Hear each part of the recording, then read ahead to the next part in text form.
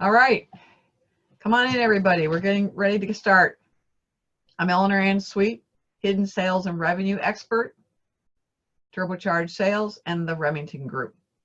Today we're going to do Modular 4, which is Customer Acquisition, which involves prospecting.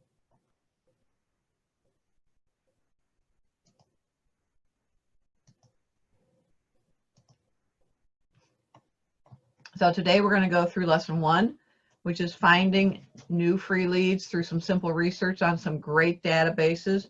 I've used them for a number of years. I think for whatever reason, people sometimes will go out and buy a list, but this is free and it's at your local library. Your library may have a couple of different resources than what I'm sharing with you, but most of them have, these are pretty common. Lesson 2 will be power of the follow-up systems and the tracking forms. So I'm going to show you how you can follow up through the whole process and document so you aren't going to miss somebody that you forgot to follow up on, and I've got some forms you can use. And then at the end, I wanted to go through how to handle 6 primary objections you tend to get when you're working with a client on a presentation to get that sale. And so that'll give you a good starting point in terms of how to overcome those objections while you're going through the presentation and get to the other end of the presentation and hopefully move forward to your next appointment or a sale. So I like to start each section with a quote. When we do more than we are paid to do, eventually we will be paid more for what we do. Zig Ziglar. He's a classic. And what I'm telling you and reminding you here is as you're in the prospecting process, that you're going to need to do things that you're not necessarily going to get reimbursed or paid for. You're going to be doing research. That's going to be on your own time. If you're a sales executive for an employee, they're obviously going to pay you while you're doing it. But there are steps before you have to put in prior to getting the final sales and the transaction. So eventually you will get paid, but some of this is initial research and follow-up. It's not necessarily going to be the case. So you want to stay with it, and at the end is the gold, so to say. Lesson 1 will be prospects and research. Prospecting, a search for and qualifications of potential customers. This goes back to, remember we were defining our ideal customer and our target market. Think about the customers that you've been working for in the last 1 to 2, 3 years that you know they're incredibly satisfied with your product. Some of them may be hopefully repeat customers. Think about their demographic, their profile. What type of industry they're in, how many employees do they have, what are the sales, where are they located geographically. If it's a consumer, what are the demographics in terms of, are they married? Do they live in a house? Do they have a dog? Do they have a couple of kids? So that type of information, you want to think about that, because what I want you to do is we're going to take our ideal customer, and that's what I'm going to bring in and show you where you can find more free ideas on customers you can be reaching out to. So let's go through a primary checklist that you want to keep in mind prior to we go to the next step here. And this is a prospect screening checklist. It's a lead. It's a name of a person you may have gotten from somebody else. It's a potential customer. But I also want you to ask yourself, is this a prospect? Meaning, is this someone that we know wants your product or needs your product? So if you're in the same category of your ideal customer, then you have a pretty good you have a pretty good idea of what their headset is in terms of what their problems are and how your product will solve that. If you're stretching a little bit, you're going to need to do some research and figure out, can you sense, will they want or need your product, and can you be talking to some people, doing some research to validate that. And then the third step I want you to go through is a qualified prospect, someone that wants the product but can also afford it. And in this current economy, you need to dig a little deeper in terms of, if they're saying they can't afford it, is there a way you can think outside the box and help them afford it? Be it if you chunk it down and you elongate the payments. I would say put a nice chunk up front. If they're going to pay a little bit in front, you don't want to get stung on the end. But basically think about, how can I help them afford it? Is there a way that you can unbundle your product or your service? So you would start them with a smaller group, and then you would add on the other elements, and they would be paying for those as they were going along. The last one that's part of the checklist under qualified prospects is the decision maker. I cannot tell you how many of my clients I've talked to that have sales executives that have spent countless hours thinking that they were talking to the decision maker, only to find that they were not. So you want to initially, at some point in your interaction with them verbally or on Zoom, you basically want to find out, in the event we were to go forward and your organization were to hire our product, buy our product or hire our services, are you the final decision maker? Are you the one that makes that decision? And they're going to say, well, no, but it would be such and such. And you say, well, that's great. I really like talking to you, but maybe you could create an introduction for me so that I could be sharing the same information with them. It'll save you so much time the sooner you get that information up front. So the databases I want to share with you, we're going to be looking at your ideal profile on your customer. And so you're going to want to know what is their SIC code or what is their NASAS code. If you're not familiar with these are set up by the United States government, and it breaks down industries and categories of product. So it's a wonderful system. It's somewhat sophisticated, but it's a wonderful system. And so I'm going to be taking you in the back end of my library that has these databases for free for me. The odds are that you will find these databases or some that are very similar in your own library. So let me go in here. I'm going to show you. We're going to go look at Reference USA first. Here's Reference USA. So in this case, I'm taking a mid-sized company, actually a client that I've worked with called Plano Molding. I would go over here to narrow it down because you're going to get more data and more leads than you can even handle. And in this case, I know that the headquarters is in Illinois. And then I'm going to go forward. There we go. Okay. So thank you for your patience on that. That was unexpected. So here we have, there are 3 organizations I can choose from. In this case, I know that the corporate primary headquarters is in Plano, Illinois. I'm based in Illinois, so my interest would be more someone that I could meet directly. It doesn't mean you want to exclude New York or Texas. It depends what your business model is. So now I go in, and I go in here, and it shows me, the county, gives me their 800 number, shows me where their website is, shows me that they're hiring for a couple positions, so that would also give me an idea of maybe there's some growth going on in the material handling area. If your product is related to that, that could tell you there could be a new hiring, a new purchasing agent, that type of thing. This is information I want you to write down. So when you're in this, and this would be an example, like in my instance, my ideal client, this would be your ideal client. So I want you to make a note on a piece of paper next to their name of the SIC code. So here in this case is 308, it's 308901. And then there's my NASAS code. So I'm going to use that information to go find similar companies that I could be tapping and reaching out to. Here you go. It tells you the number of employees and location, talks about the overall corporate, talks about sales. Some of these numbers are sometimes not necessarily 100% accurate, but at least gives you a little bit of a ballpark. Answers here, if you're involved in the federal contracting area, it tells you they don't do any federal contracts, so then you can kind of like move on.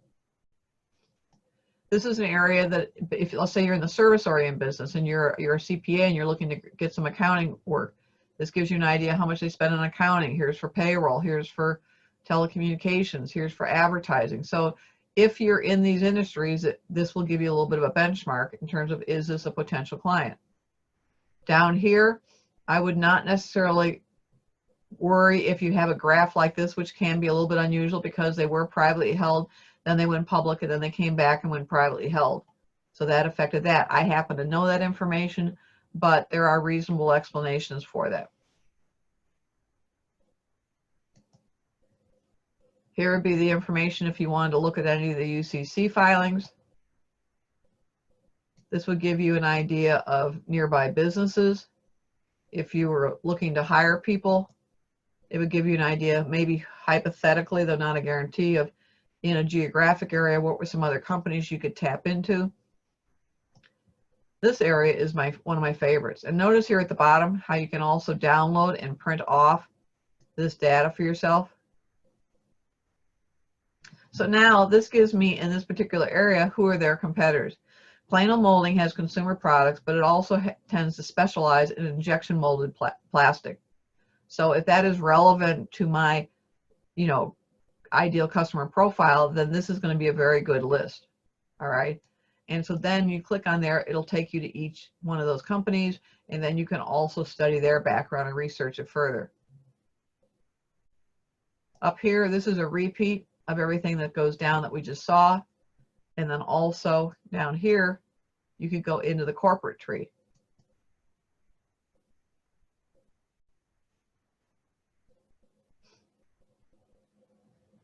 And then you could click on either one of these and it'll take you into further information. So that is Reference USA that I wanted to show you. If truth be known, is probably my favorite of the group that I'm sharing with you today.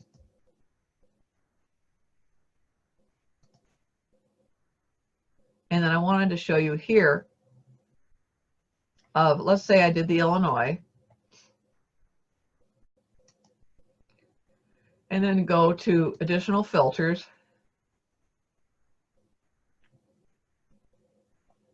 And now, see the area there where I could put in my SIC code, or I could do the NASAS. And in this case, let's just do the primary SIC code only, because it'll make a narrower database for me.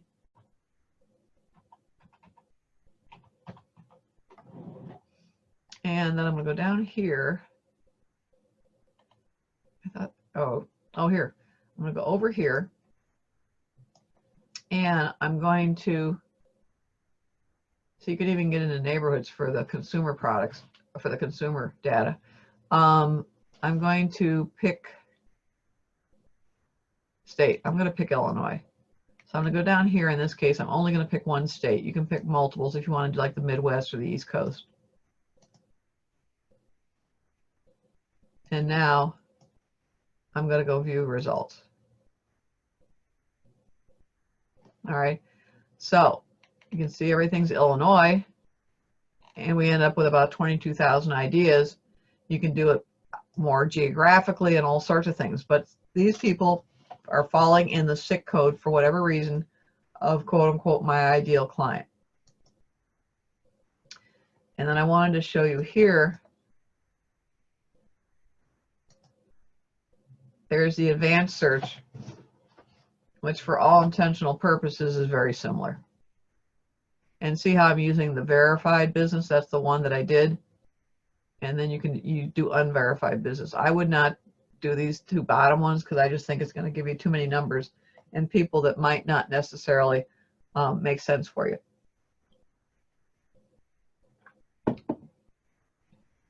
All right, so then if we go look at, here's LexisNexis, and I put in, I can go in and I can search, and I put Plano Molding in here, and then it pulls up these articles. And in this case, the most recent article, which was September 7th,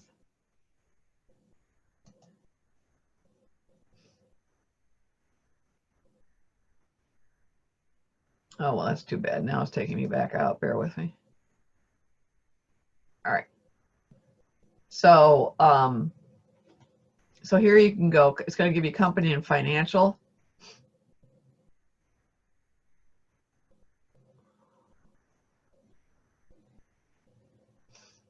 And we're kind of having, I guess, a fun day technologically wise.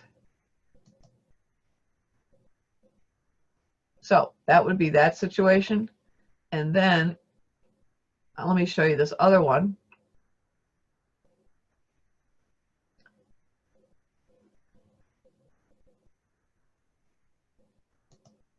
And this is Intellect.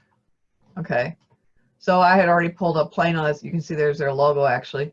And it gives me executive details.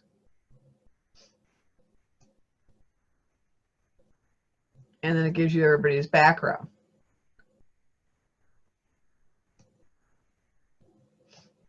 And then this will, when you click here, this will, it kind of gives you, they're just using the main switchboard number, so they aren't giving you the direct line, and they're not giving you the email. But the point is you can verify these people's background. You can take these names and go over to LinkedIn, look at their background. Here are some industry details. There again, it's giving you that you can see you've got your secondary codes and your primary codes. Here's the family tree.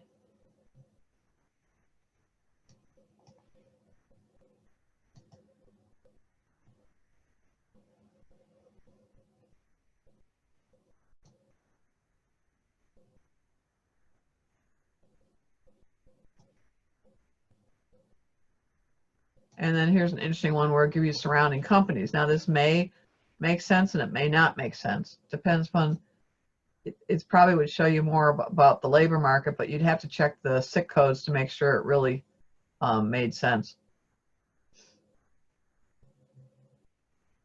But here you go. Now on my list here is Hoover's. And Hoover's right now is not at my library, but that's another good source. I'm sure everybody has heard of it. You can do a lot of the same things that we just did here today. And so I would encourage you to play with a couple of these, find out which one you think is the best for your marketplace, and then work on that one.